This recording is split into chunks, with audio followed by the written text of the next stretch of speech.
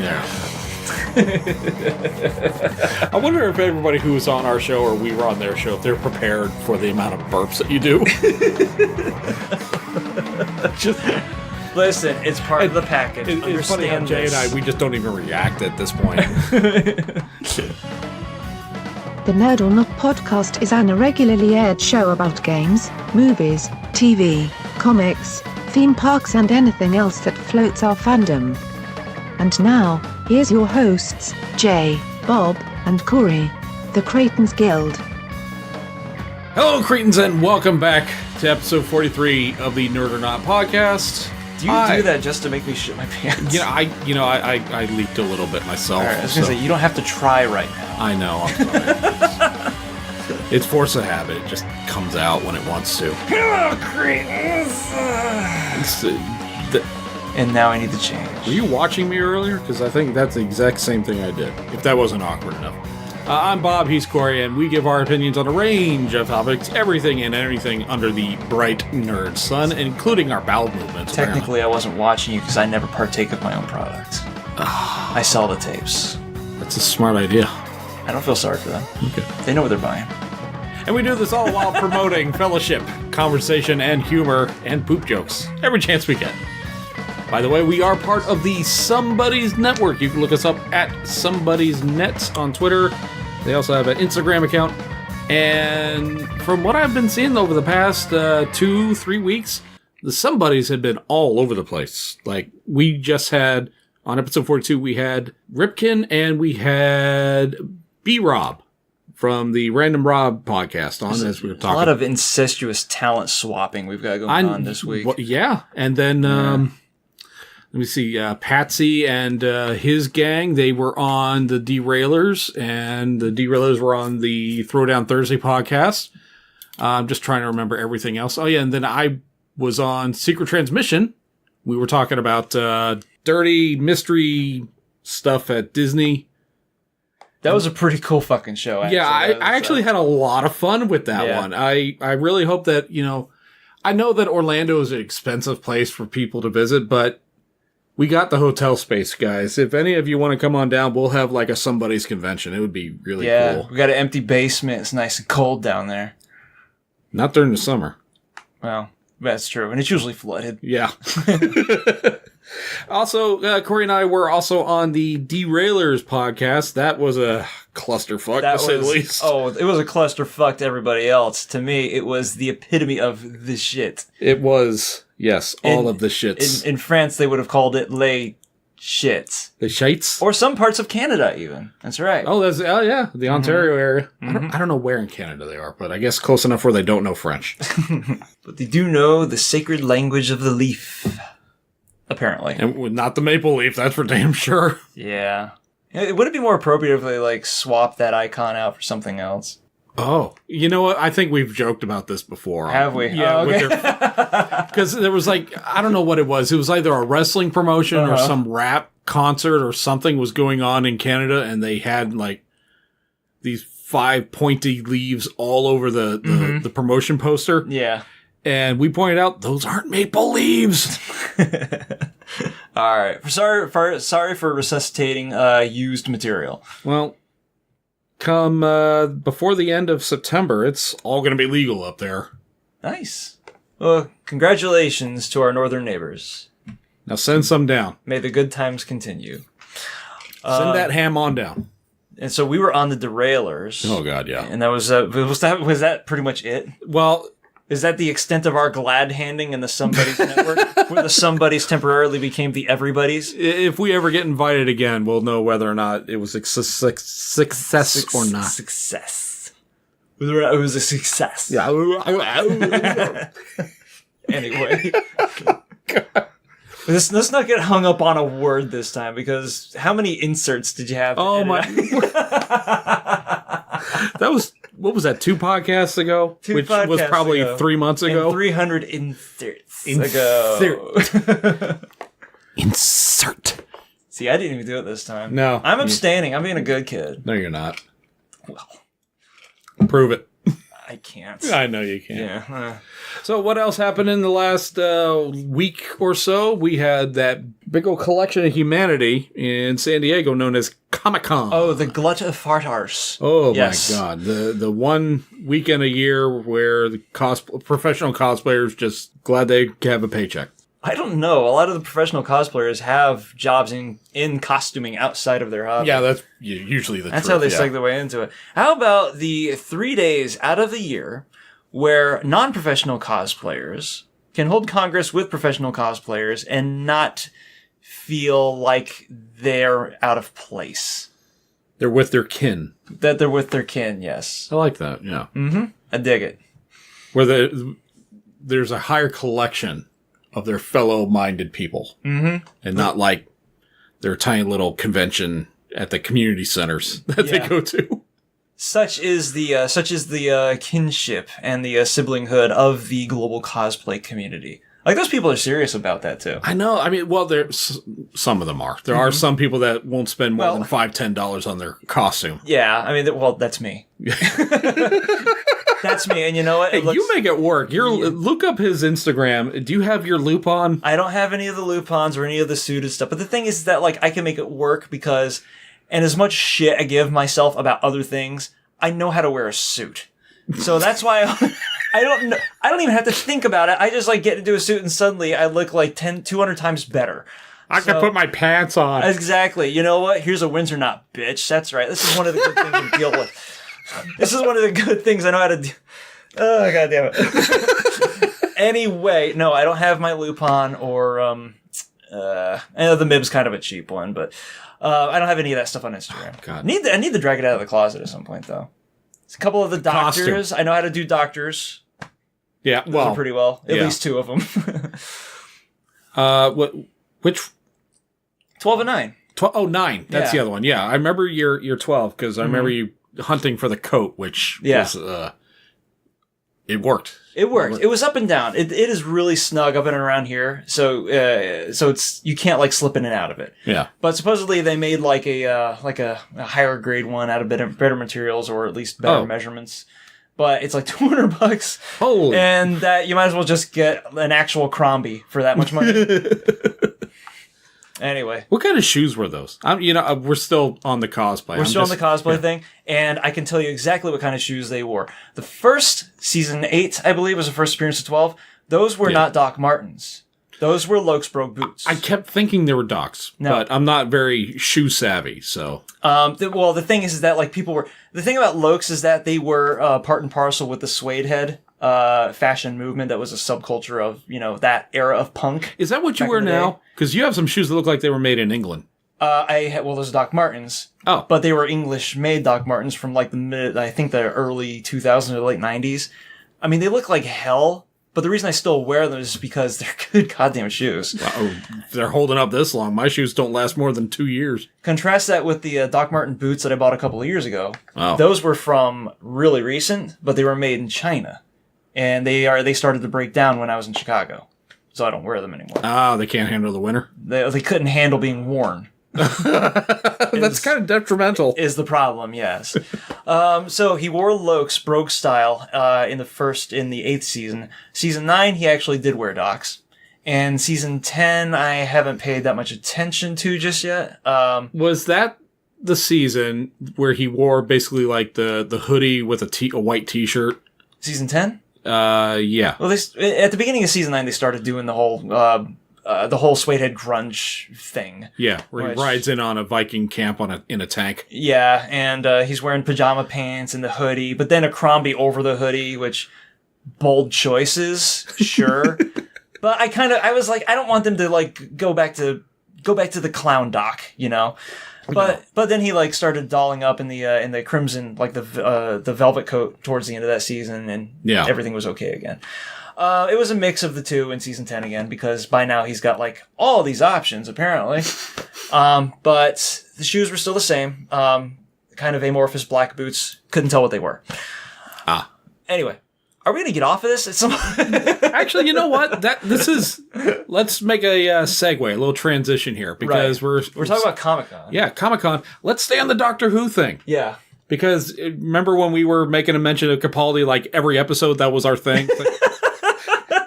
Just make it kind of like how the Derailers constantly on every episode make a shout out to Keanu Reeves. Yeah.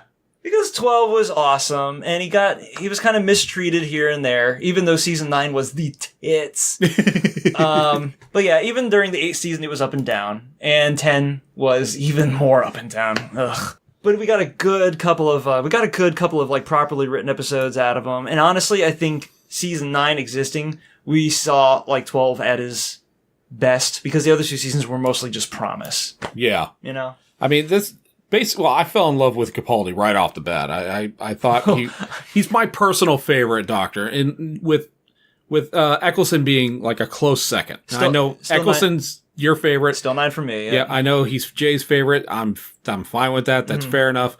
I think Capaldi was my personal favorite. Yeah, and I'm pretty sure that like everybody listening to this show from its inception is quite aware of. If you've been listening since the very beginning. Honestly, I'm surprised we haven't like kidnapped Capaldi just to be on the show for a little while. Don't let that idea out. All right. Do you have a hyperactive, I got plans, aged Scottishman in the back of your El Camino? I could always use another. Oh, okay. Yeah.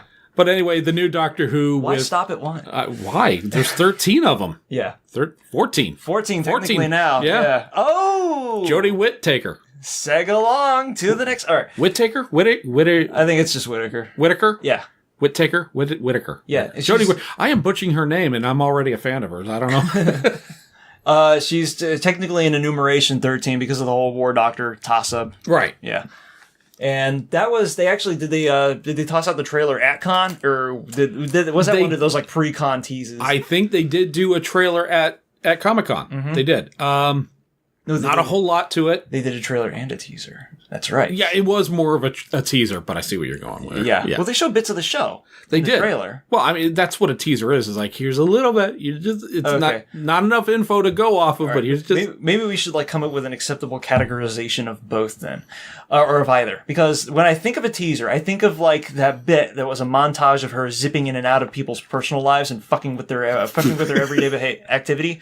You know, where like suddenly there's a pizza in an empty pizza box and something else happens to some other guy. I guess some dude's fleshlight came out pre-lubed at some point.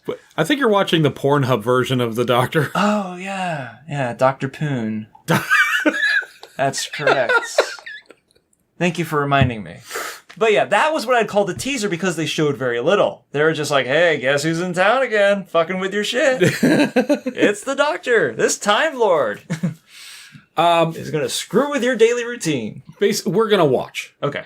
It doesn't matter what's going on. We're going to watch. We're going to give it a fair shake. We are not one of these fanboy jackasses. This looks like garbage. I'm not going to watch because it's a woman. All right, if you're saying that.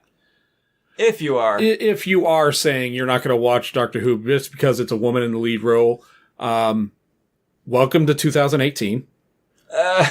Yeah. You need to you need to settle down. It's you were dealt a bad hand, and just keep your mouth shut. From what I have heard thus far, I mean, I'm not on Twitter anymore, so there's that. No need to publicize that any further. There wasn't a whole lot of a negative reaction anyway. There's going to be your extreme pockets of douchebaggery. It's Twitter. What are you going to do? It's going to happen regardless. It's not just exclusive with Twitter. Yeah. Just Twitter is the biggest mouthpiece for these guys. But according to one of the the Nerdist panels that had Moffat and Chibnall and Whittaker on when the announcement was made, there was very little in the way of like of an authentically like bad vibe from the reactions going around. There was bad actors, of course, because unfortunately people get off on doing that for whatever reason. But honestly, I'm looking forward to it like a lot, perhaps like even more than 12's changeover, because I just want to see new texture on the show. Right. Moffat was clearly spinning his fucking wheels in the last season, and I think that whole like. I saw it a few times. His own experiences with social media began to discolor a lot of his writing. Well, that was happening way back when Matt Smith was in the role. With Matt Smith, yeah, because of the whole wig thing, they had to go out of their way to poke fun at that, and there was all the pot shots at Twitter and this stuff, and it's like, man, this is just so out of place. Stay on task. Just Keep it up. And there are a lot of times when he was able to, you know? I think Capaldi was able to kind of like help him refocus a lot of times. Yeah, I could see that through the acting and the writing. Yeah. Yes. But it was nowhere near as tight as his stuff during 10, or his stuff during 9, for that matter. It was nowhere near as tight as his the Jekyll show that he did. Oh yeah. It's certainly nowhere near the quality of the first 2 seasons of Sherlock. Yeah. So, something was going on, and I think his interactions with the fandom was really starting to fuck with his work. What I have seen out of the fandom, that I'm not sure, I haven't really seen enough to. Well, the big thing that seems to be pissing people off is the sonic screwdriver that she's going to use. Now, every time they redesign the screwdriver, the dildo comments are going to be there. Yeah. Because it's an oblong object. We can look beyond that. Why can't somebody be like, oh, that looks like an exploded grain silo? It looks it's like, well, no, because that doesn't have shock value, A, and B, dick. Hey, sometimes a sonic screwdriver is just a sonic screwdriver. Oh, very nice. Yes, very nice, Freud. I will say, the first time I did see it, I did not see a sonic screwdriver. What I saw was the lightsaber of Count Dooku, because it was in this the curved handle. Yeah, it had a curved handle and everything, which I don't care. There's such a thing. This is what needs to be discussed about in fandoms. The difference between criticism and like losing your fucking filthy shit. Yes. Yeah. You can critique something. You can't let it affect your way of life. Yeah. For my 2 cents, I don't honestly, I don't really care about the design of the screwdriver this time around. I haven't seen enough of it, for one. I've only seen that one single image. I haven't seen anything in action. Maybe it calls the TARDIS. Maybe it turns into the TARDIS. I don't know. That was the thing. Oh, did you notice that in the teaser? How like she just kept zipping in and out of the scenery instead of like the TARDIS showing up or anything? I saw a lot of fast-paced action that I really couldn't keep my eyes on anything. Have you noticed that we haven't seen like hide nor hair of the TARDIS? Except for that initial like graphic teaser from 3 months ago? Oh god. Nowhere in any of the live footage is a blue box to be seen. Oh boy. Well, I know whenever we get a new Doctor, unless his name is David Tennant, they change the TARDIS. Yeah. Well, except for 12. They actually changed the TARDIS with 11, and then he moved in. Because, he's a punk little shit. He just threw, like, some IKEA furniture underneath the pedestal, and then threw a couple of used bookshelves up onto the mezzanine. And that was like, okay, this fits. This totally fits with the character, by the way. Yeah. Because punks can fucking live anywhere. I can almost see him like scarfing down some Swedish meatballs from IKEA. Yeah. But yeah, they usually do change the TARDIS with the changing of the guard. Right. What I'm saying, when you first started mentioning that, I was thinking, oh god. And I was thinking back all the way back to John Pertwee, where they stranded him on Earth for a whole season. Because it broke down! Yeah. Oh, I love that. That was like the TARDIS has had enough of your shit. And, I mean, that's when Doctor Who started to incorporate, like, some of the craziest thing, like the Who-mobile. Mm-hmm. Yeah. Really? Okay, this guy who flies through interdimensional space, he has to drive around a little crappy Model T thing. Maybe he hasn't gotten his, like, autofile nut off at that point. Because you can't really, unless you're 10, apparently, you can't really take the TARDIS out for, a jaunty chase or anything like that. Maybe he was going through, like, a pre-midlife crisis and where he's got to rebuild an auto. Oh, it was an early life crisis. Because that was just his third regeneration. Yeah. But he was how old at that point? What if his midlife, what if his, like, identity crises are, like, fractional in nature because of his inconsistent aging? Ooh, that's a good point. I mean, that would explain why McCoy's doctor, he wouldn't do anything. Yeah, he would always send the companion off to go kill somebody. He was a manipulator. Do you have any bombs in your bag? Good, go blow them up. By the way, this would be a good time to mention that you know how Amazon had like the recent Who's for the longest time? Yeah. But when they got that license, they took off all the classic Who's from Hulu. Oh yeah. Why did Hulu not market the crap out of that, by the way? You could call themselves like Hulu, like WHULU for... Damn it. Oh my God. You guys fucked up on that. Yep, Anyway, that's a missed opportunity. that ball was dropped. Amazon picked it up. They've got all the classic Who's now. So I can start watching Awesome. those again, yeah. Oh man, that's a lot to go through. I was going through... Well, the series are always short. It's like 6 episodes and they're done. It's until you get to 2005 that the series are like much more extended. Oh, you mean everything before 2005? Yeah. All the old stuff, minus the missing 100 episodes? Classic Who, yeah. Yeah. Like the first run of number 1, or the first Doctor was like 6 episodes of them fucking around with cavemen, and I got done with that. And they just started getting into, I think, the first appearance of the Daleks. So right before I was about to sit down and watch that episode, and I remember exactly where I was, and then I looked and I was like, "You you sons of oh god, sucking the spiky dick of a what are the fucking lizards called?" Oh, shit. No, that's not them. No. Anyway, I was... God damn it. I know exactly who you're talking about. Silurians. Oh. Is that them? I think you're right. I am? Alien names don't the sound the same to Sutarans, me. they were like the war-like people. They were diminutive with the big heads. Yeah. Those guys were great, though. Yeah, they were. Like little pissed off little potato heads. I'll rearrange your face for real. Anyway, all right. So the thing about the Dr. Screwdriver that I wanted to mention, I think it kind of harkens back to the organic theme that the 910 TARDIS had going for it. And if you look at like that little textured pattern on the handle of it, it matches the textured pattern that was on 10 and 9's screwdriver as well, like around the base of it. Did 10 get his own screwdriver, or did he just carry over 9? It was borrowed from 9's, but it was effectively the same design, but there's some kind of lore attached to this. Okay. When Doctor Who started up back again in 2005, of course they made a toy out of the screwdriver, but they had to make it in a way that would be able to accommodate all of the on-set functions because they swap out the screwdrivers live. There's no retracting or anything. So apparently the prop master for the next season after Tennant was swapped in looked at the toy and was like, "That's fucking brilliant. Why don't we just use this?" So they built a usage heavy or a heavy duty version of the toy to use in production. So he had a toy on set, basically. Yeah, essentially. Okay, I love that. And it was still the same screwdriver. I think the time when they started the whole swapping the screwdriver out for, and it was never made clear if it was a showrunner or the change of the Doctor or whatever, was with Matt Smith.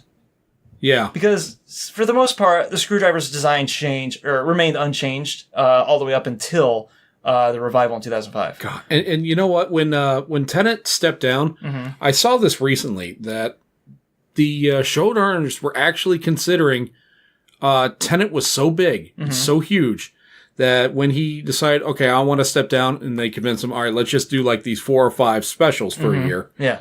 They actually considered canceling the show. Because they were thinking, no, we can't do any better than Tennant. We should just stop now instead of crashing on our faces. That's a good point. He was a really good Doctor. Still not my favorite. So he was clearly extremely popular. Yeah. There are the talent pool is not that limited. The thing about Europe, or at least England showbiz, is that the talent pool it's broad. But the thing about it is that, like, certain actors prefer working with other actors. Right. And that's why you see a lot of go-between with English productions. That's why you see, what's the one guy that played Roy in the IT Crowd? Oh, I know who, Arthur... Arthur Digby Sellers? No, I forget his name. But that's why you see him in a bunch of other shit. And it's the same story with Noel Fielding and why Matt Berry's in a lot of sitcoms. I mean, shit, he wasn't even supposed to be in the IT Crowd. He wrote him into the second season. Anyway, that's kind of off the beaten path. So fucking Doctor Who. Yeah, I'm looking forward to this one. Yeah, I'm looking forward to it as well. We've gone on for about 20 minutes on Doctor Who. Son of a bitch. And the funny thing, Doctor Who wasn't even on our rundown. We decided to throw that in there. Oh, you're right. So, I should say let's stick to the rundown, but that was really good discussion. Let's talk about some movie trailers that came out during Comic-Con. Yeah, there was a fucking flood of them. Right, Flood, Aquaman. How about that? We'll start there. Let's start with Aquaman. Right. Flood it all. All right. So, trailer itself, did it all right. First off, your opinion on the Aquaman character, not the movie, but the comic book character. I know it's cliched, but I don't fucking care. I mean, the last time I was interested in Aquaman was during the Peter David run, and that's only because David's such an amazing fucking writer that he was able to make this dog of a character interesting. But after that, I was just like, okay. I don't read Aquaman, so I can't tell you everything about it, but I can tell you for that short time period. Where he had long hair and a beard, and he had his arm removed for a hook. That was Peter David. I thought that was pretty badass. Yeah. Like, they should need to keep this. But then when New 52 rolled around, I was like, we're right back to the orange and green. The classic look. Yeah, the classic look. The classic look that nobody really missed. Yeah. I should put a carrot next to this. Okay, there's Peter David's Aquaman. Also, John DiMaggio's Aquaman from The Brave and the Bold. Oh, he was a barrel of laughs. Okay. But he was also a cartoon character. Okay, well, all right. So that aside, the Aquaman trailer. What are you thinking? I'm interested because of two things.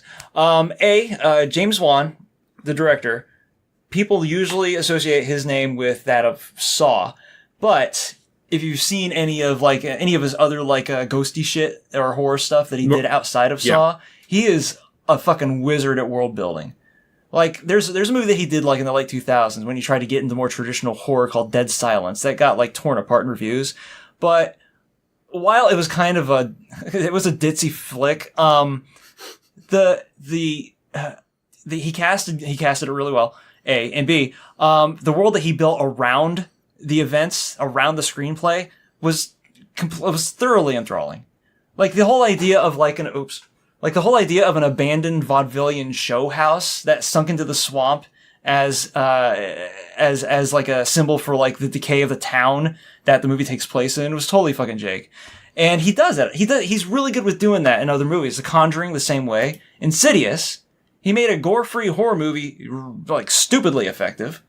And I kind of look forward to seeing how he's going to apply that to the superhero genre. So that's got me interested, at least. I want to see it. I will say that much. I'm afraid that this movie is going to end with a giant 20-minute CGI battle fest. And I wasn't exactly blown away by what I saw in the trailer so far. I mean, it just... there's going to be a digital tour de force. It's modern-day filmmaking. Right. It's how you deploy those tools that makes the movie. Here's what I will say. The Aquaman character has such a stigma about him that it's going to be a harsh uphill battle for this movie to succeed.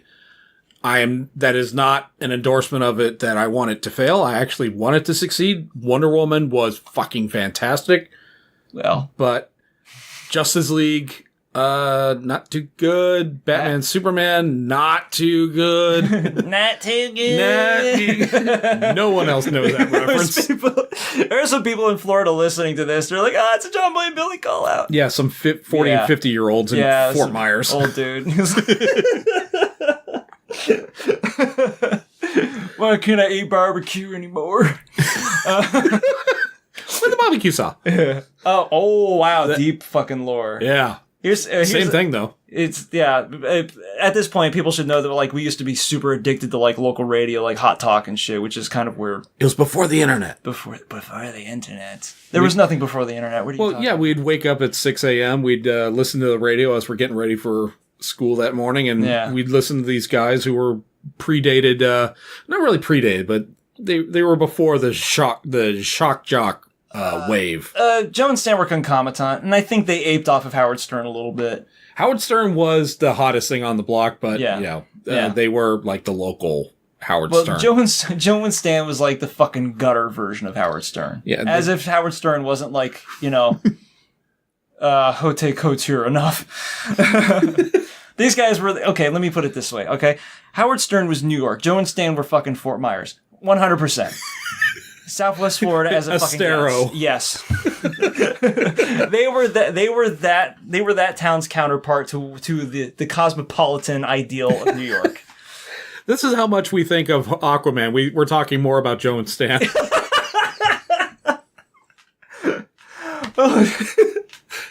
That's it. Well, okay, going back to Aquaman. Yeah. Because this isn't the fucking derailers. Ding. Pop. All right. You're talking about like how Aquaman has that stigma about him.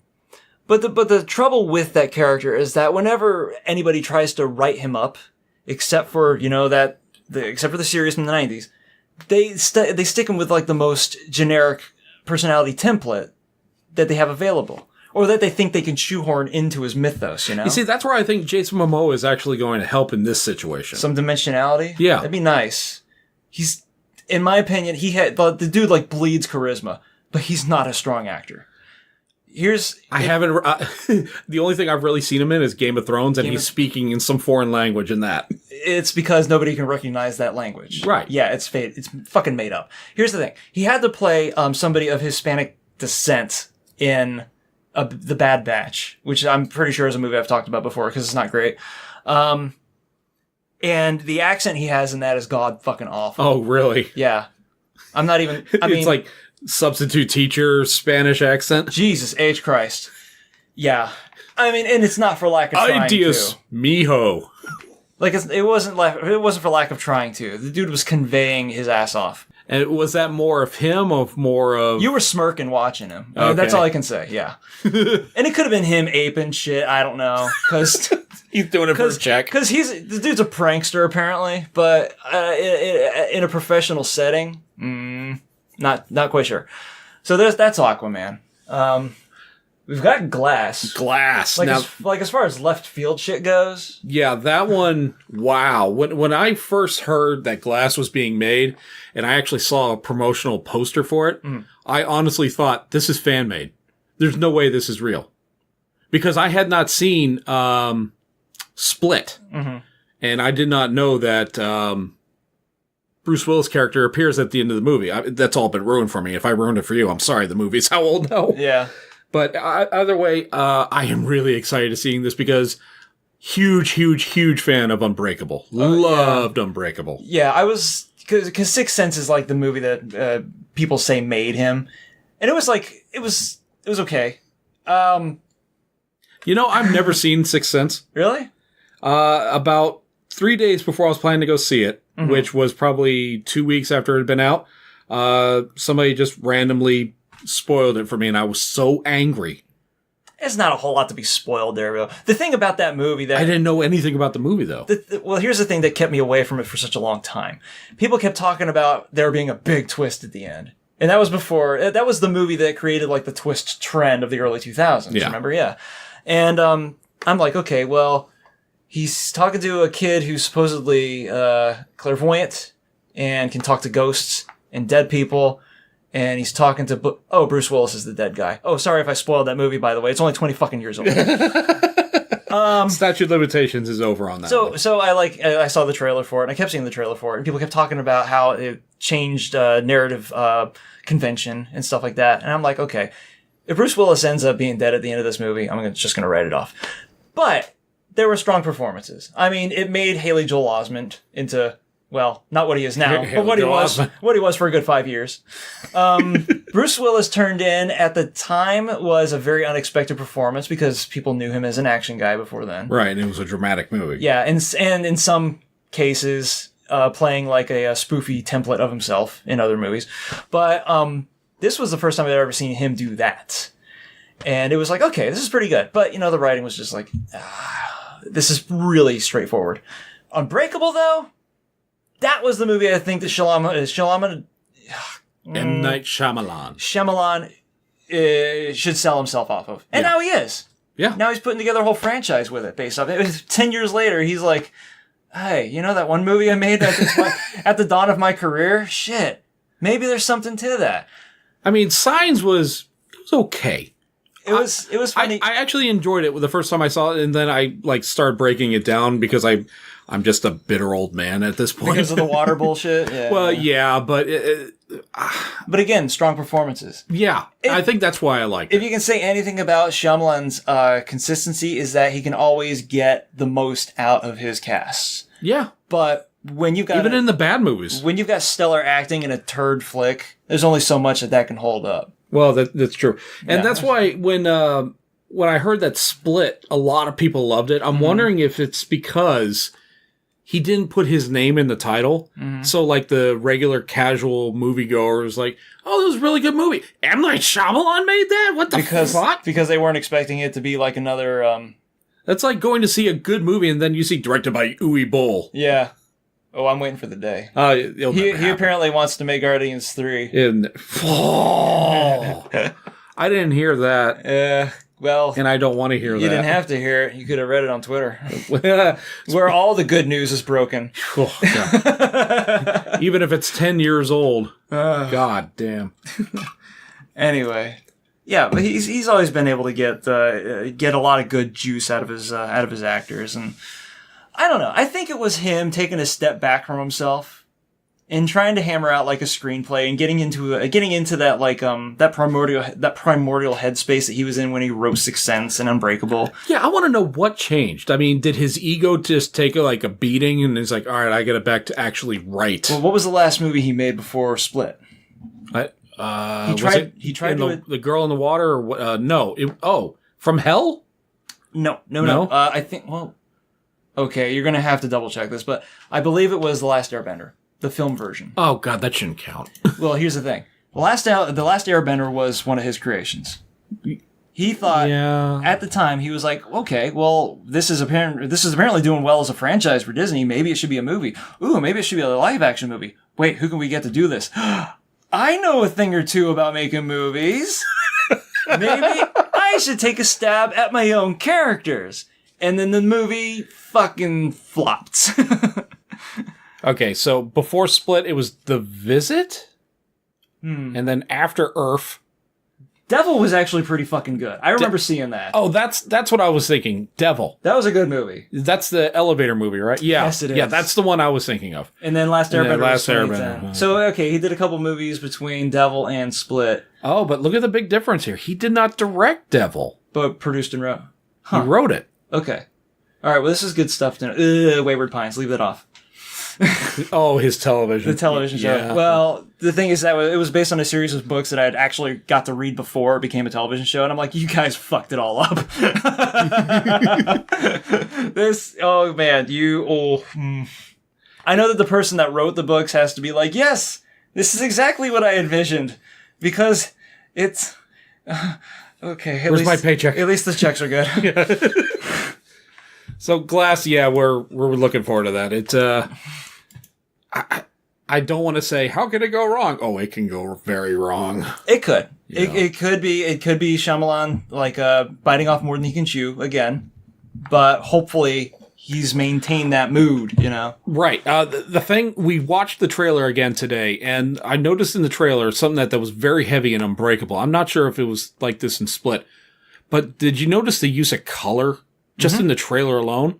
I mean, the purples, the greens, and the yellows, they were all over this movie. And obviously, each color is representing a particular character. Yeah, right. I mean, in one part, they're in a comic book shop, and it says heroes, and it's in green. And it's in green. Villains, is it's in purple. Yeah. I was like, okay, that's a little on the nose, but sure, why not? I'll roll with it. Yeah. So he's not Edgar Wright, but hopefully he's not, late 2000s. But that's a comic book thing, to like incorporate color into the story. color theming, yeah. Yeah. Right. But you can't easily lean into the tendency to over fucking do it. This is true. For instance, the grim dark universe of Zack Snyder is the textbook of over fucking doing it. Oh, God. Yeah. Well, let's stick in comic books, and let's go to a trailer for a movie where actually... None of us really expected to look forward to, and now we're like, fucking yes, we're going to see every inch of inch out of this. Take my money, please. I Yeah. want to see this instantly. It's Shazam. Yeah. The first promotional picture that came out, it was Shazam and the other boy character standing outside a convenience store drinking a soda at the same time, and Yeah. I was looking at it, I was like, that suit looks goofy. This, I don't know what to think. And then the trailer dropped. Yeah. The trailer was like one of the more awesome things of the entire weekend. It's every bit the cinematic representation of leaning into the skid. I loved it so much. And the whole time, it felt like something both new and extremely familiar at the same time. It's because we've seen so many of these comic book origin stories. It's like, all right, you got bit by a spider. Okay, you got gamma radiation. Yeah. Okay, you got hit by lightning by a wizard. What? Yep. It has a really Guardians of the Galaxy vibe to it. I'm thinking James Gunn actually directed this. No, but you know what? I think a movie like this couldn't have been made after Guardians. Which This is true. I would highly doubt that. That was one of those movies that people are going to think about. People are going to think about going forward as the movie that made comics safe for Hollywood. Because Wow, it was that's true. Because it was such a ludicrous premise, and I'm still gonna play the trumpet of like the Dark World making movies safe for Guardians of the Galaxy. That movie doesn't get enough credit, but Guardians. Talking tree, talking raccoon. Imagine trying to pitch that to a movie executive who's never read Guardians of the Galaxy comic books. Like, Exactly. what? That was the movie that brought back Howard the Duck to Hollywood. And people actually were cool with it. You know, I think he was on his way back at one point or another, but the Guardians of the Galaxy, it's like absurd, Howard the Duck, absurd. Yeah, but I think Shazam, I believe, I think they're trying to position this movie as the one that's going to make comic books safe for DC to get into. And DC needs this. Yeah, exactly. They need this. Yeah, because comic books are nothing but high concept. And when you like when you're trying to like quarantine that away from what people think of as, like acceptable for live action or more sellable to a casual audience. And it's like, well, fucking, you're not giving comic books their due. You're taking away what makes them our mythology, you know? Yeah. So this could be like mildly steering out of the Snyder lane and into the Johns world, which apparently that's, there's a shakeup, occurring. I've heard about it's like this. a story right now. Yeah, where Johns is basically the Kevin Feige of DC, and he's at least righting the ship. Now that ship might still have a few holes in it, but at least it's seaworthy at this point. Yeah, that's why that's why I have the some optimistic hope for Aquaman. Mm-hmm. Yeah, same idea. Yeah, because honestly, Aquaman would not have been made a number of years ago. I'm honestly surprised Aquaman's being made now, because it's not only like post comic book quarantine era, but it's still Aquaman. This is true. But if you're going to give Justice League members their own movie, Cyborg movie would be really hard to do. We've done Wonder Woman, Batman. Really? I think so, because like he had his start during.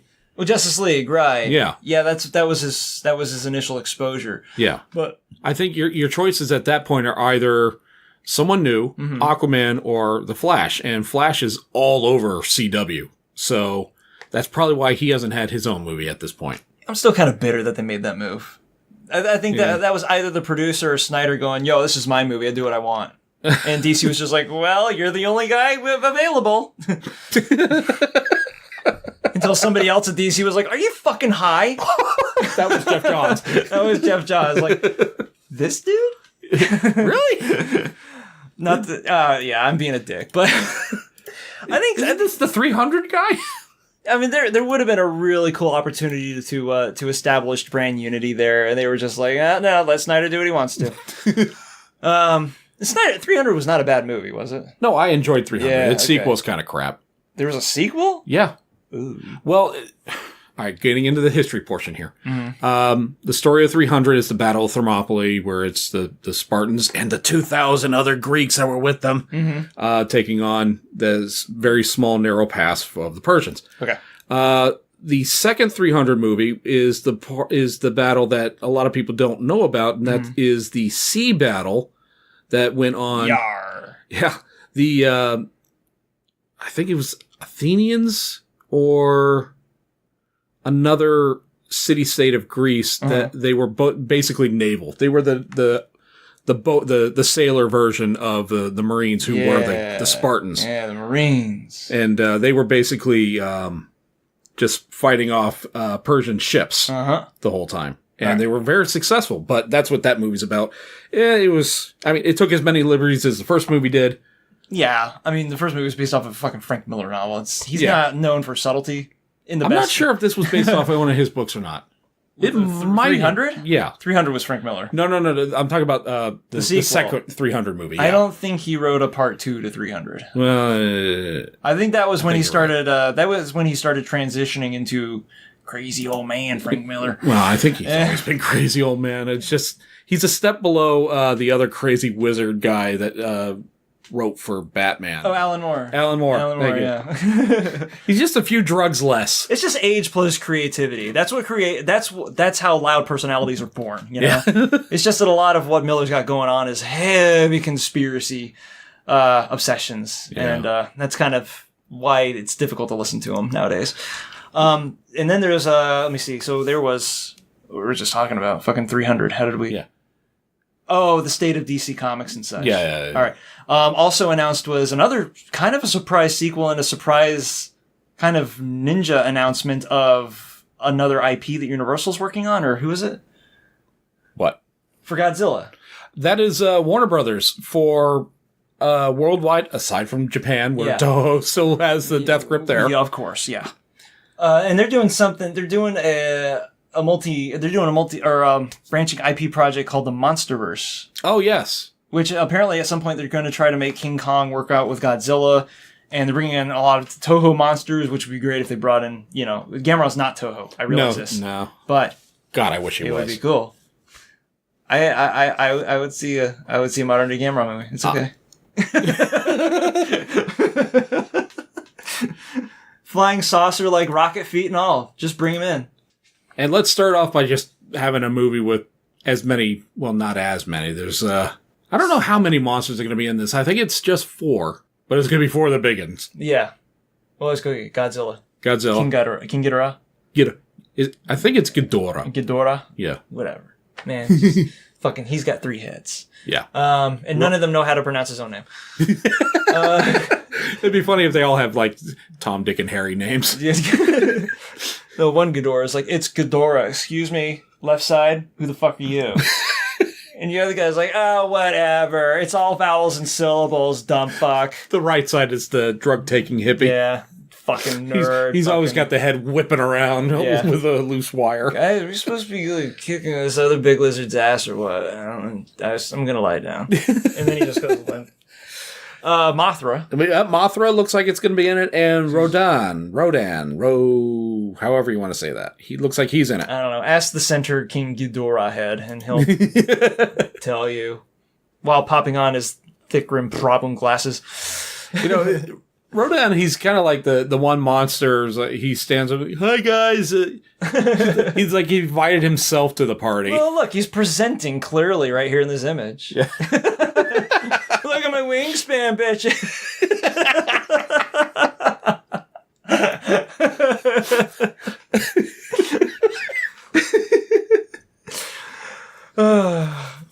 Don't you wish that you could take flight like me?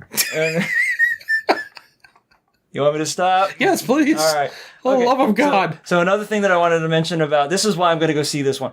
I had like very little interest in the original, not the original, but the first Americanized or the resuscitated Godzilla movie in this franchise because the Bryan Cranston one. Yeah, I mean, how do you take your headliner and kill him off in the first 12 minutes? Well, I haven't even seen the movie, and that's how pissed off people were about it. The spoiler was going to not stay contained. But this one is it's got a cast, man. This is a cast and a fucking half. I mean, Millie Bobby Brown, that's 11, right? Kyle Chandler, Vera Farmiga, who was in, Conjuring, and she was in Bates Motel, and is, I think the modern day template for MILF. You can cut that out if you want to, but it's true. It's fucking true. Bradley Whitford, who I'm probably in love with. He's like the modern day answer to, Dabney Coleman. Okay. Cabin in the Woods. He was also one of the good guys. Well, you'll know him when you see him. Yeah. Ken Watanabe. Yeah. And it sucks that the only thing I remember him from is Batman and Robin. I know he's done other stuff, but he was just like such a glaring quirk with that movie. Like, you're better than this, man. All right, what else was he in? He was in Inception because he works with Nolan a lot. He's in Detective Pikachu. Please. Oh, he's not the voice of Pikachu. No, it's Ryan Reynolds. Which, I know, we didn't get Danny DeVito, but... He was in Isle of Dogs? You wouldn't have recognized him right away because he's not a puppet dog in real life. Well, Jesus God. Have you seen that? No, I haven't. Oh my God. No. As a dog person, I was crying. Oh, because there's dead dogs in it? All right, well, I'm not going to see it. All right, so yeah, Watanabe's in there. And a name that stuck out to me in this list, where the hell are you? Charles Dance. Because anytime we get more of Charles Dance is a good fucking year. I keep waiting for the retirement announcement or seeing his name in a hashtag. Well, when he showed up in the trailer, it's like, Tywin Lannister? What the... you're not that character anymore. That's right. Well, before I saw him as Tywin Lannister, I was like, holy shit, it's Brother Nimsy from The Golden Child. And then the other half of my brain was like, oh, you idiot, he's done other movies. He was the assassin in Last Action Hero. Come on. Oh, yeah. Put it fucking together, man. Oh, my God. This is a hell of a cast. I mean... So, yeah, there's that, and I want to see how they're starting to get their MonsterVerse moving. Because as far as I knew, I thought like King Kong was Universal. Still. King Kong... I gotta look that one up. I don't remember who has the rights to King Kong. Yeah. By Warner Brothers. So there's a Kong... Made by Legendary, who's also making... the Godzilla movie, yeah. But here's the thing. It's an attraction at Universal. Yeah. Well, that doesn't mean anything. Well, Harry Potter's Warner Brothers as fuck, so yeah. There's also an attraction. There's something going on there. There is. Oh, and here's something I learned. I don't know if it's true. I don't know if I've actually said this on the podcast or not. The Simpsons at Universal is not owned by Disney. Even if the deal with Fox goes through, they will have no say on that attraction in any way. They won't own the Simpsons IP at all? No, they'll own the Simpsons IP. They won't have any say on the attraction. Because of a grandfathered agreement? Because Universal did not sign a contract with Fox. They signed it with Matt Groening.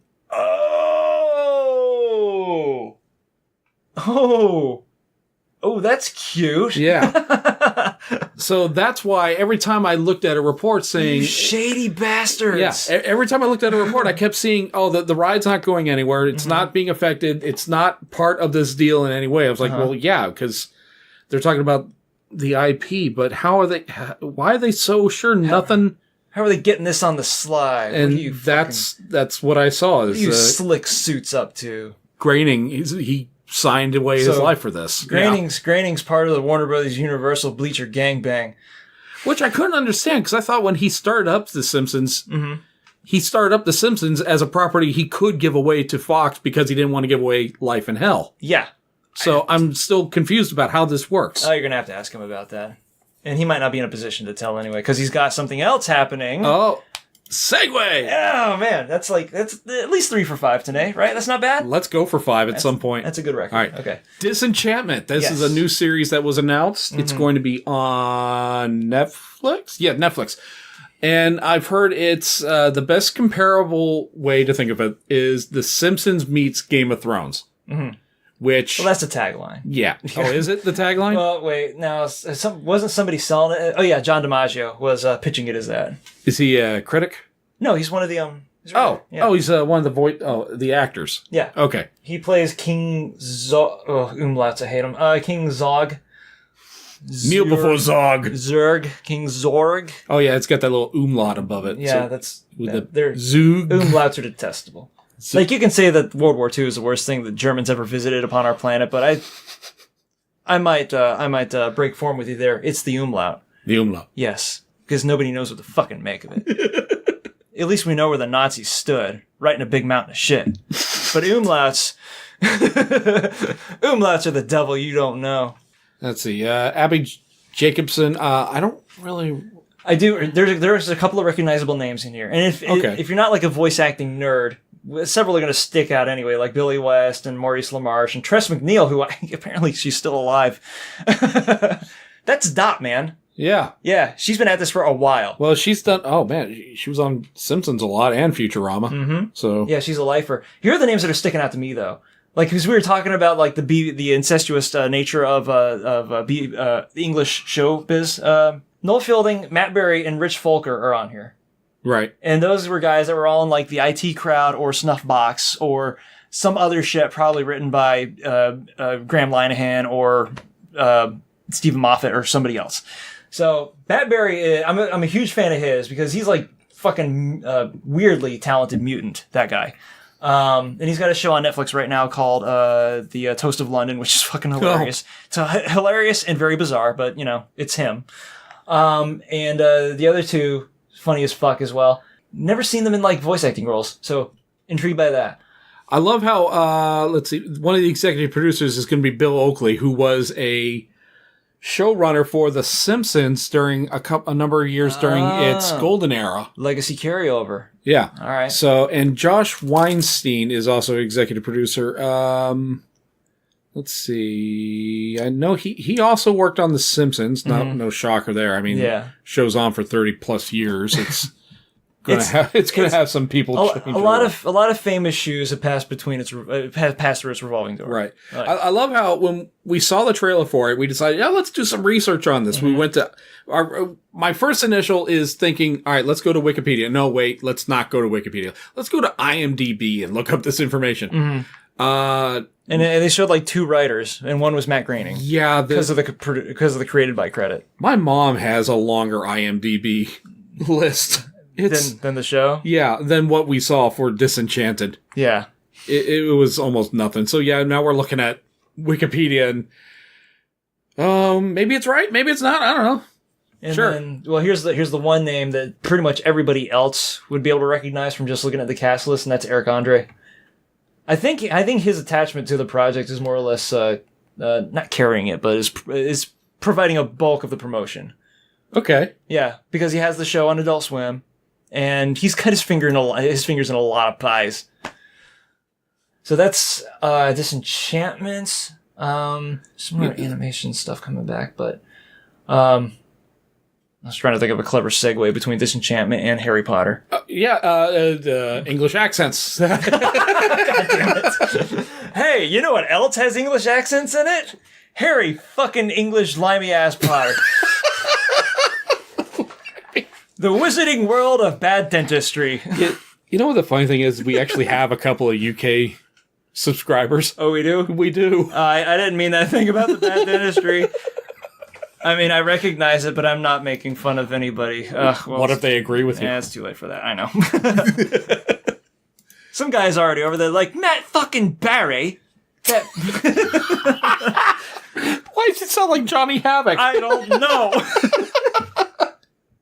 Because I'm not an actor, goddammit. Throwing up two fingers. I don't know what that voice was. It was that was Dobby in his rebellious teenage years.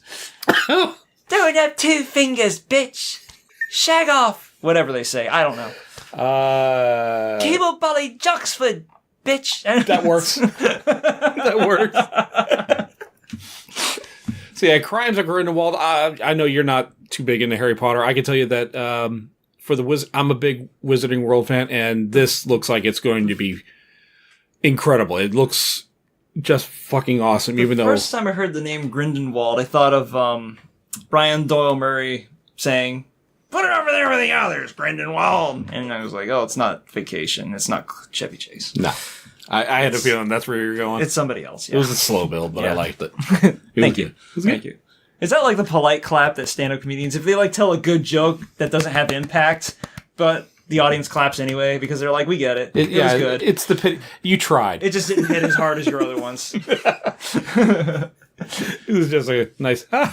So okay, all right. Well, let me bounce some outsider like fucking Muggle side questions off you. Who the fuck is Grindelwald, and why are his crimes so bad? Okay, Grindelwald. Grindelwald. Was aside from the wife beating thing. No, that's the actor. Oh, right, yeah. Yeah, and by the way, Disney still employs him without any problems. That whole thing's a fuckaroo. Don't get me started. It is. Grindelwald was like the big baddie in the Wizarding World before Voldemort. Okay. He was basically the guy who inspired Voldemort. And there's like a little bit of a background between him and Dumbledore. All right.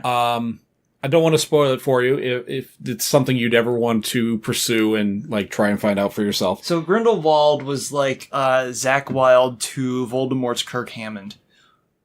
I'm sorry, who's the guitarist for Metallica? They've had a couple. Kirk is... So it was Kirk Hammond. Yeah. Okay, all right.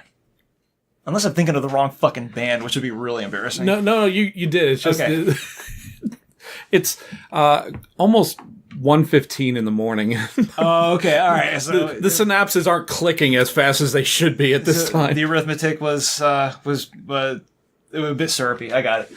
Okay, so Grindelwald. Yeah. He's an inspiration. Yeah, this takes place before the Harry Potter timeline. Right. This is like... when is this? This is like somewhere around 1920s or 30s. The first movie of the Fantastic Beasts series that they're doing right now, that took place in America.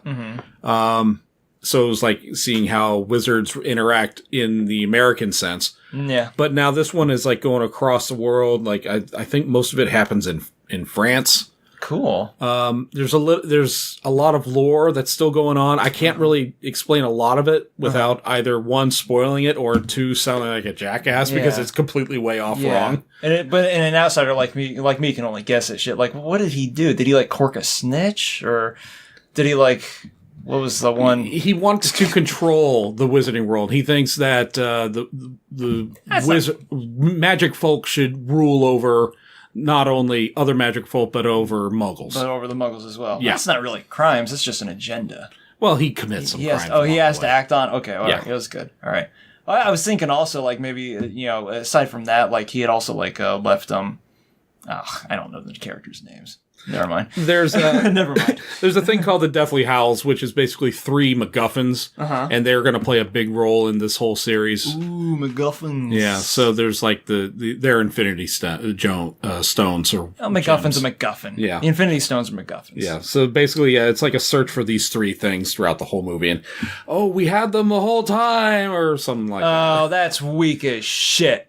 Don't do that. All right, whoever's writing the screenplay for these movies, don't fucking do that. It's not J.K. Rowling, although I think she gave like a massive thumbs up to it. Said, "Yep, I'll prove this. This is part of canon, All right. even though it's not based off a book." All right. Well, good. That's Grindelwald. And then let me see. We've got coming up as well. There's a bunch of TV shit. Yeah, let's talk some TV. Disaster in the Wizarding World to Disaster in the Future with Carl Urban.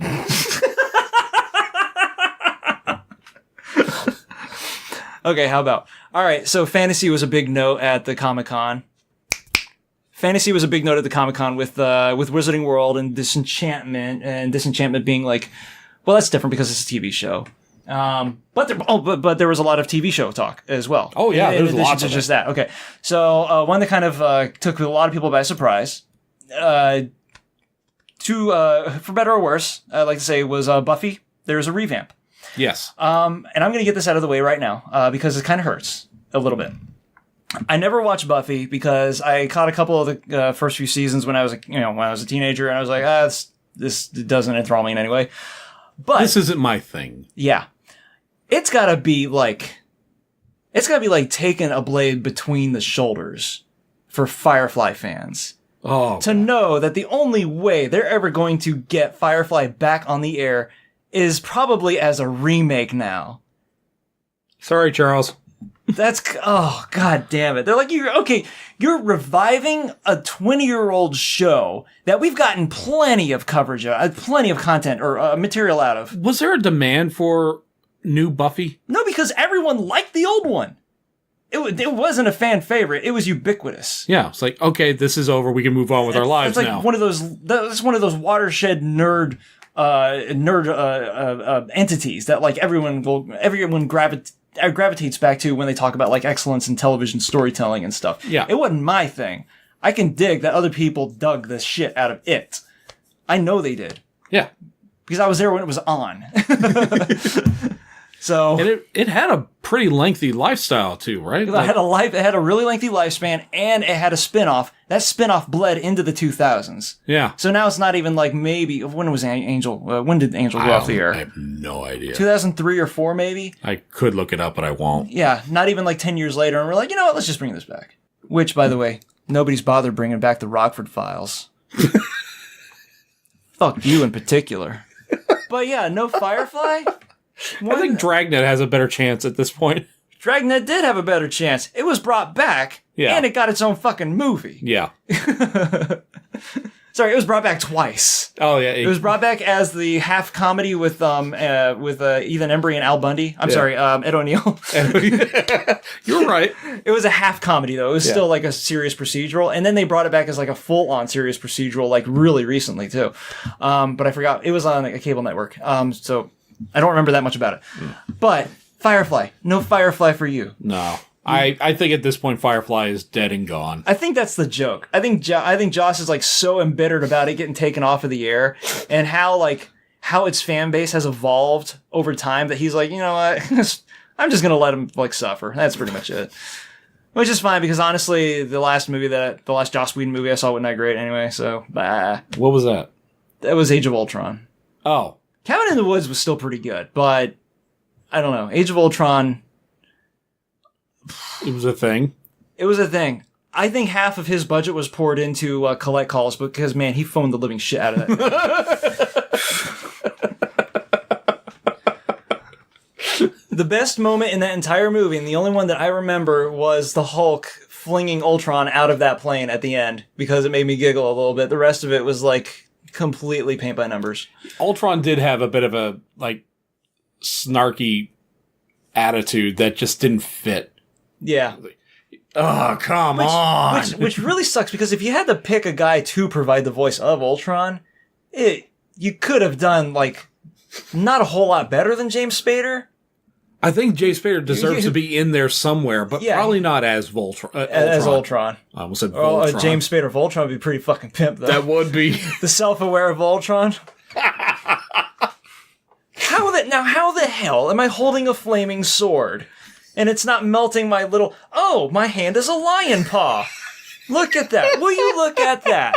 It's funny you say that because the original Go Lion, when Voltron first it was started, a mouth, so I know. when Voltron first started in Go Lion, he was sentient robot. Really? Yeah, and then Oh, no shit. and then like the goddess of the universe saw that he was getting too greedy and split him up into 5 lions. There's too much sass in that robot. Yeah. All right, you know what? I've had enough of you. Snap. So yeah, James Spader would have been perfect for that. You know what? You know what an attitude gets you? I turn you into 5 felines. There's some heavy Greek mythology undertones to that too. That's pretty cool. Are you allergic to cats? Guess what? Ching! Oh, it is truly stupid o'clock. So that's Buffy's remake. Yet another remake. Yeah, It's- and there was no trailer or anything. It was just an announcement, Yeah. basically. And I I know. bet Sarah Michelle Gellar was like, "What? Really?" I mean, I'd be. But then again, there's like... it was such a vague, weird announcement. I think it was like put out there just to get traction. Yeah, it you did know? seem like a rush job. Yeah. Like, no Buffy. Like what? about 2 weeks ago, Joss Whedon was like, "What if I bring back Buffy? What's Firefly? I forgot about. Never mind. What if I bring back Buffy?" And then somebody was sitting next to him, and they're both like high as shit, and they're like, "You should announce that at Comic-Con, asshole." It's like no cast, no outline even. I bet what it is a studio came up and was like, "All right, we got Comic-Con coming Yeah. up next week. What you got? Buffy reboot. Yeah, throw that onto the plate, and then a couple of other buzzwords, and then we'll fling that out at whatever panel. We'll fly you out to San Diego tomorrow." Joss happens to be on during that day. Well, thankfully, other stuff was announced at the same time. So, Clone Wars returns, except they made a bid in an actual trailer along with their surprise announcement. I think this is going to be for the new Disney subscription service when it starts up. That's a smart move. And I knew the first time I heard about this, I'm getting it. I don't care how many subscription services I already have as of right now. I'm getting this one. Mm-hmm. Just because of the backlog of everything that's going to be on it. But they're gonna have to be, speaking of this, the subscription service itself, they're going to have to, like, play severely nice with the other vendors they've already gotten in bed with. Because right now I'm watching DuckTales on Your View. Yeah. Yeah. But they've also got stuff that's exclusive. different. Okay. That's not a subscription service. That's basically That's just cable, basically. That's just cable. Yeah. All right. Think of it like that. The PlayStation View is one form and the subscription service is a different form. Okay, I see. All right. But they still have a lot of their stuff on Hulu and a lot of their Marvel properties on Netflix. Right. I would expect that say goodbye to everything on Netflix. Right. At some point.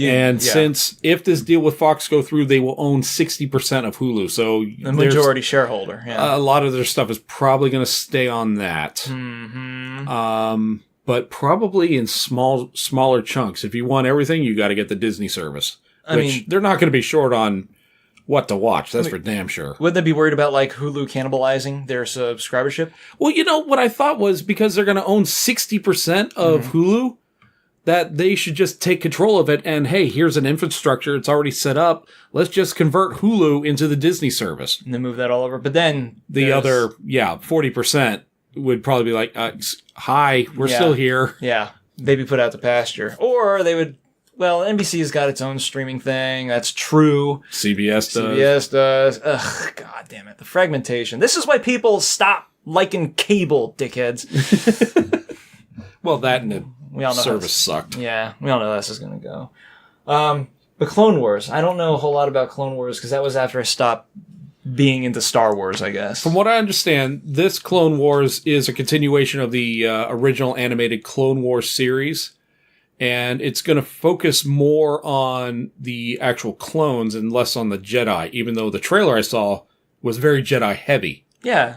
Yeah. Luke was in it, wasn't not Luke, Anakin. Anakin was in it. Yeah, yes. Anakin, Kenobi, and Ahsoka were in it. And Ahsoka? I think that's her name. Is it spelled like Asuka? I don't think so. I just know that everyone listening to this is just screaming at their podcast player right now. All right. Well, if you're driving, it's not going to hurt. It doesn't hurt us any. You're just going to, like, lose control of your vehicle. Yeah. All right. It just caused massive and for crashes. our older listeners who are starting to get sparked up, you're just going to have a heart attack. Eat right, kids. Take care of yourselves and eat right. Yeah. That's another big one. All right, so Clone Wars, Judge Dredd Mega City 1, rounding that out. And I know I should have seen the goddamn Dredd movie already. I've heard. It's going to happen at some point. I just need to Netflix. See, I thought it was good with Netflix because they had it on for like a coconut smile, and then it was gone. Yeah. By the time I think that's where I watch it because I didn't see it in the theaters. Yeah, and apparently it was really good in the theaters. So it was like one of those movies that like made a lot out of 3D. Which sucks, because those are so few. Yeah. Especially the 3D stuff at theaters needs to stop. I mean, it's not a selling point anymore. I still watch them. Actually, I will still see a 3D movie depending upon what the material is, or what the source material is. Yeah, that's a big big factor. Like any movies that get upgraded for 3D, just get the hell out of here. Like Infinity War in 3D was pretty much fucking baller. Black Panther was not. Really? I don't know if it was just the 3D that was done on Black Panther, because that was naff as shit too. But the thing is that it was shot very traditionally, so it didn't really maximize the gimmick anyway. But here's what got me about it: the depth rendering in Black Panther's 3D was so fucking bad that whenever anybody was talking on screen and it was close-up shot, it looked like it was just a texture over a flat mesh. Ooh. It was horrible. And like Peter Serkis, he's always like gaping in that fucking film. So it looked like he just had like a big red morphing blob on the bottom of his face that couldn't get washed off. And he's used to that. Yeah, I know. We're used to seeing Peter Serkis, fucking... Andy Serkis. Peter Serkis? I don't know. Is it Peter Sellers? Peter Sellers? Andy Serkis? He's dead. Yeah. All right. Can you just imagine him as Golem? I want to. I think some fan art's going to have to happen. He's a combination Inspector Clouseau and Gollum at the same time. And Dr. Strangelove. Oh no. He keeps my precious. It's all visual gags now. Sorry, back to Judge Dredd. Yeah, we need to put these back on YouTube again. Sorry. And yeah, Judge Dredd I need to see. And it's on the docket. It's on the docket. Don't worry, it'll happen. Yeah, I highly suggest you have to see it. It's Carl Urban was perfect for Dredd. And the funny thing is that like I'm like totally cool with the Sylvester Stallone Dredd too. Like I love the shit out of that dumbass movie. I know you are in the minority for that. Yeah. And that's not saying I think it was crap. Mm-hmm. Actually, no, I am saying it was crap. It was crap. It was. It was crap, but it was that really deliciously comfortable crap that you got used to in the 90s, you know? I think it had too much Rob Schneider for my taste. I think that's what hurt. There was a disconcerting amount of Rob Schneider in that movie, wasn't there? Yeah. I think that's what hurt it for me. If it was just Stallone doing everything else without his little sidekick, I think it would have been fine. The Dreadmeister. Okay, that's old shit. That's old material. I didn't have a problem with him taking his helmet off. A lot of people that pissed them off. Well, the thing is that that's like central to Judge lore. They're never supposed to take their helmets off. Right. But it's Sylvester Stallone. He's not going to walk around with a helmet on the whole movie. Right. That's how the star power is obtained. You concede a whole lot. Yeah. But that's Judge Dredd. You know what I thought was kind of funny though about Comic-Con is that we didn't seem to see a whole lot of like video game news or anything like that. Yeah, because a lot of that comes out at this time. Well, I mean, it is chasing down E3, but maybe some surprise announcements here and there, and I didn't hear a whole lot about anything. Yeah, you showed me the what was it? A fan made trailer for fucking Fallout Miami. Yeah. I thought that was real at first. Which longtime listeners to this might have heard me mention before how weird it was that Fallout with all of its political theming never went near the Bay of Pigs Cuba thing. Yeah. Which was very much a huge situation. That was very nuclear. At the setting that the Fallout universe takes a lot of visual cues from, you know? Yeah. And somebody cottoned onto it and they're like, yeah, why the fuck? There's literally for like a good chunk of years in the 1960s, this part of the country was under constant nuclear threat from Cuba. Yeah, what the hell? My dad's family built a fallout shelter. Yeah.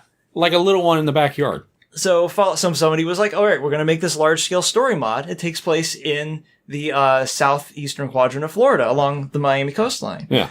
And that looked pretty great. As far as mods usually go for Bethesda games, it's going to be gorgeous and it's going to be like well considered in terms of like set pieces, world design, custom models, shit like that. And it's going to be short as fuck. You're probably going to be able to kill the whole thing in like 60 minutes. And it'll take you no time at all. But this is fan-made, right? It's fan-made. That's why you can see. How long are these things usually? How long do they take to make? Well, no. How long do they usually take to play? Like about an hour. Oh, really? Yeah, wow. they're not long at all. Like compared to how many hours for a normal Fallout? Forever. Yeah. You're still playing. I'm still playing fucking Oblivion, dude. Like I started 3 and I started New Vegas, and I like New Vegas more than 3, so 3 kind of has taken like a far backseat to anything else that I'm doing right now.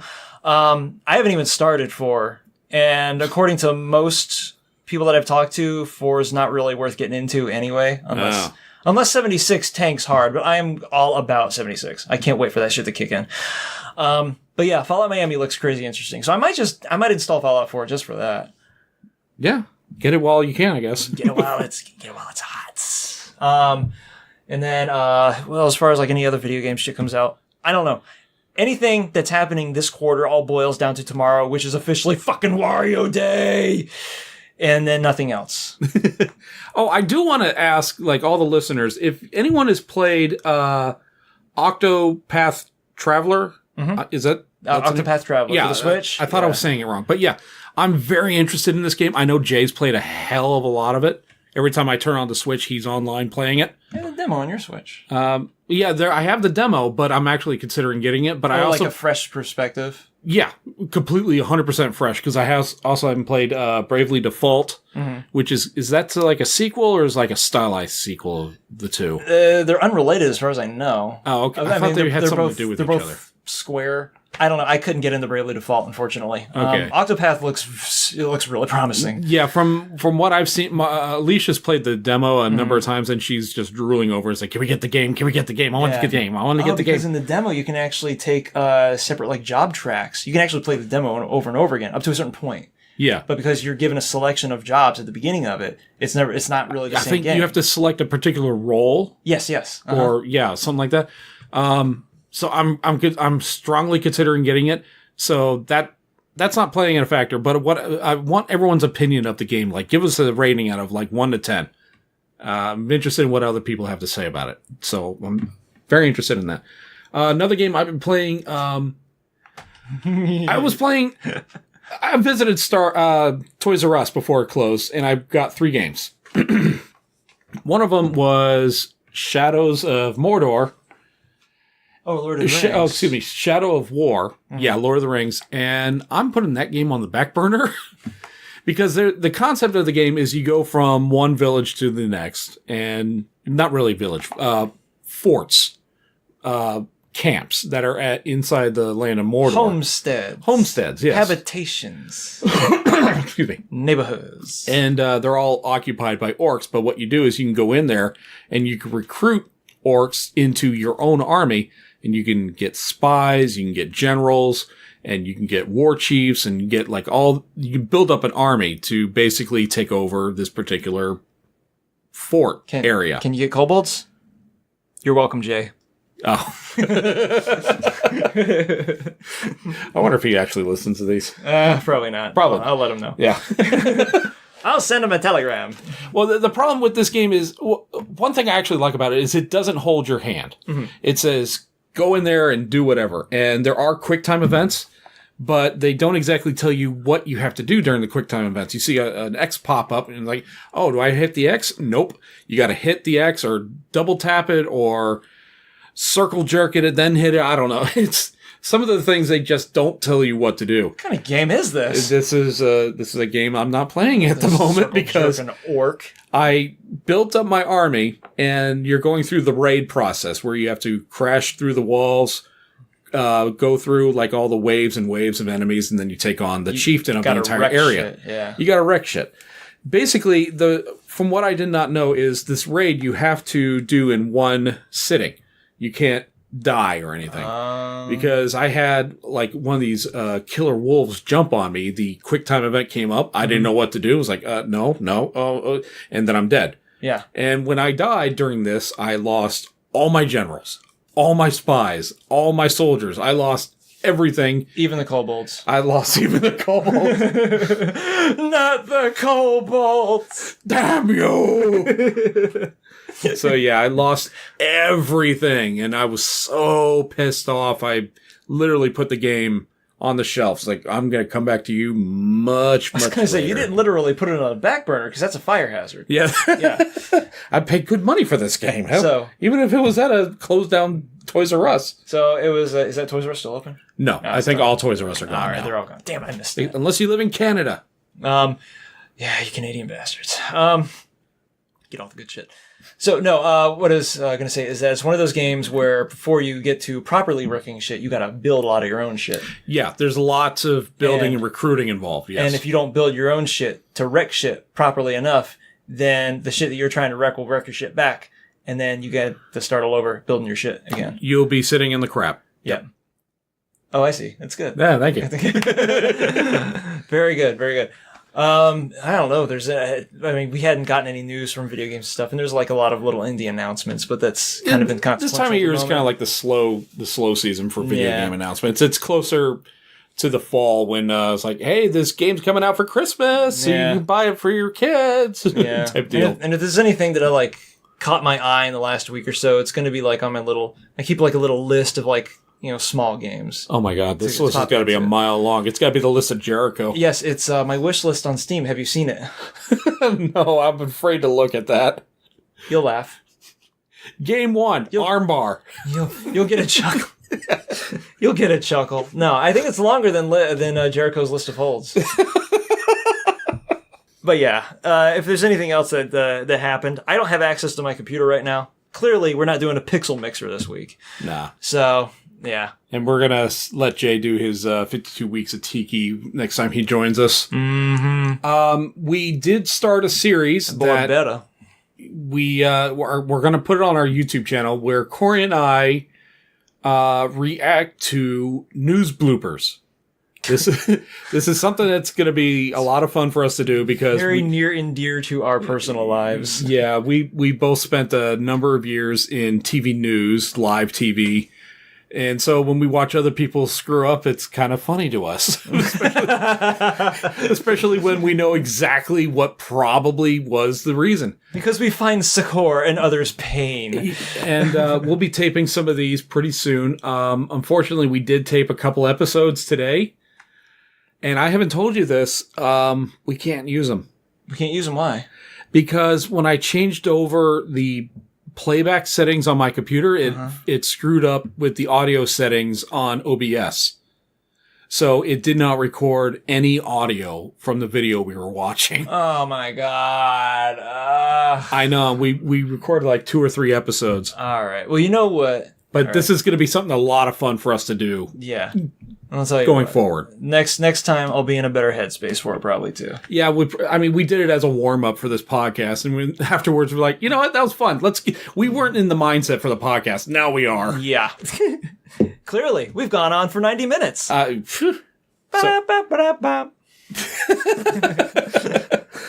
we can't think of a better way to sign off than that. Yeah. We feed off your dialogue, so we ask you And misery. And tons of misery. We're like vampires for your misery. Yes, it sustains us. So we're going to ask you to like, subscribe, and engage us in the comments on anything talked about today, either here on Twitter at Cretans Guild, or, we're also on Instagram. Mm-hmm. We're also on Facebook, but, fuck Facebook. We're not on Pornhub yet. But we're looking into it. We're looking into it. Yeah. They keep denying us. Yeah, we're like too wholesome or something. Blow it out. I don't buy it. No. Yeah, they keep giving me like Arrow 404. I don't know what Honestly, that means. I think it's because my boobs aren't big enough. That's why they're cutting. Mine are. They're just hairy. Yeah, I know. I was actually kind of counting on you to yeah. They're not a fetish for that? Hairy, big man boobs? Oh, there are. See, the thing is, I think they're just playing fast and loose with us. They're just like, I don't know. Okay. There's something going on. You read that last line there while I'm going to be singing. All right. So to all of our followers, brings other boys new to the and God, old, their life. we say welcome to the guild. Jesus fucking Christ. I can teach you, but I'd have to charge. Oh wow, I'm going to bed. But not after drinking down like half a fifth. Here's some turpentine. Oh, thank you.